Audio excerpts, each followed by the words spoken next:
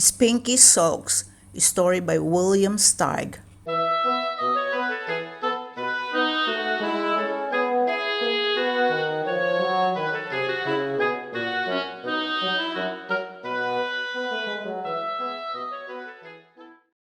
Spinky came charging out of the house and flung himself on the grass. He couldn't even see the dandelions he was staring at. He was so upset. His stupid family. They were supposed to love him, but the heck they did. Not even his mother.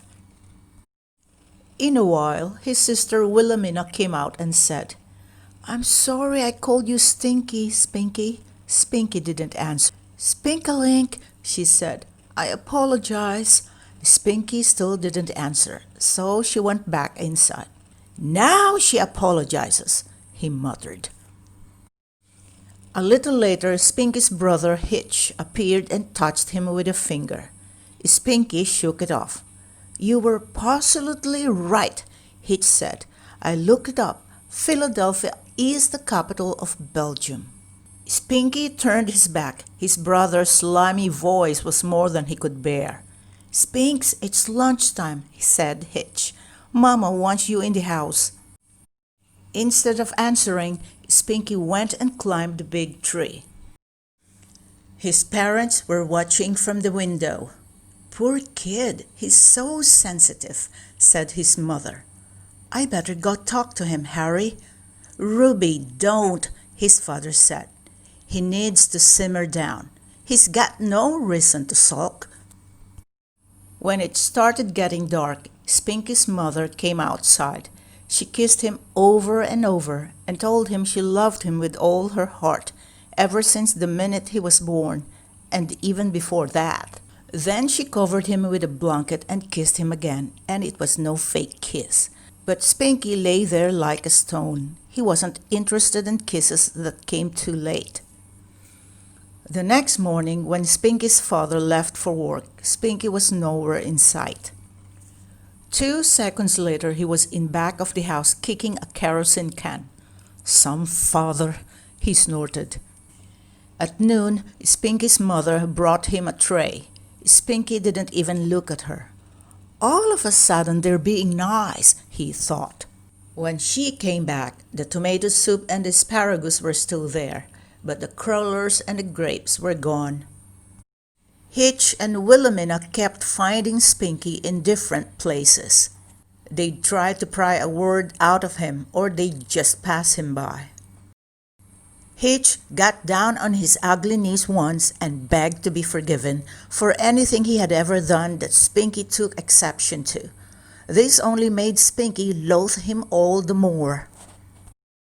Spinky's mother sat with him and held his hand, but his arm hung down like a noodle. Wilhelmina picked some daisies and stuck them in the hammock. Spinky threw them out. Around 4 o'clock, a circus parade came marching by. "Look, Spinky!" his mother cried. "Clowns! Elephants!" But he wouldn't even glance in that direction. What a family! First, they ruin his life, then they expect him to watch a parade. Spinky's best buddies Smudge and Iggy came to visit. Smudge crawled into the hammock and whispered goofy things in Spinky's ear. Spinky kicked him out. Smudge and Iggy tried swinging him. Spinky usually liked that, but not now. He wrapped himself up in the hammock and disappeared, so his friends took off. That evening, Spinky's father gave him a long lecture. He said even though Spinky was wrong to sulk like a baby, everyone still loved him anyway. In fact, maybe he didn't realize it, but he was one of the most popular of the 3 children. Spinky had to cover his ears to avoid listening to this malarkey. No one seemed to understand that he was a person with his own private thoughts and feelings, which they couldn't begin to appreciate. The world was against him, so he was against the world, and that included all living things, except of course the animals. Spinky's family was worried. They couldn't stand to see him feeling so wretched. That night they had a conference, and Spinky's father made a couple of phone calls. The next day was a holiday.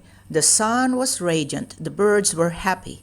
Spinky couldn't care less. He lay in his hammock like a pile of laundry. His favorite grandma just happened to stop by with some of his favorite candy. She gave him a big fat hug, but Spinky went limp in her arms. After all, she still belonged to the human race, for which he no longer had any use. Just then, a circus clown happened to come prancing across the lawn with a sign saying, "We love you, Spinky." The clown Wink reached into Spinky's pocket and pulled out a triple-dip ice cream cone, pistachio, banana, and chocolate chip. Spinky had to laugh, but then he saw his father smirking and got the picture. The clown had been hired to cheer him up. Well, it wouldn't work. All day long, everybody was as sweet and considerate as they could possibly be. When it started to rain, Spinky's mother covered him with a tarpaulin and his father set up the beach umbrella. Hitch and Wilhelmina served him cake and sandwiches. Still, Spinky couldn't give in, though he was beginning to consider it. Maybe these people didn't know how to behave, but at least they were trying. Was it their fault they couldn't do better? He wasn't mad anymore, but he still had his pride. After all his suffering, how could he just turn around and act lovey-dovey? That wasn't his way. Spinky lay awake wondering how to give in and still keep his self-respect. He decided he would take them by surprise. Before dawn, he stole into the house and tiptoed about, very busy with secret business. In the morning, the whole family drifted down to the dining room in a dreary mood. Laid out before them was a splendiferous feast, and there stood a garish clown inviting them to join him. Of course, they knew who it was. They laughed so hard it was a long time before they could stop.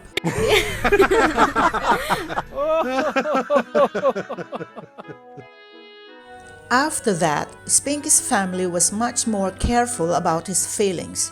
Too bad they couldn't keep it up forever.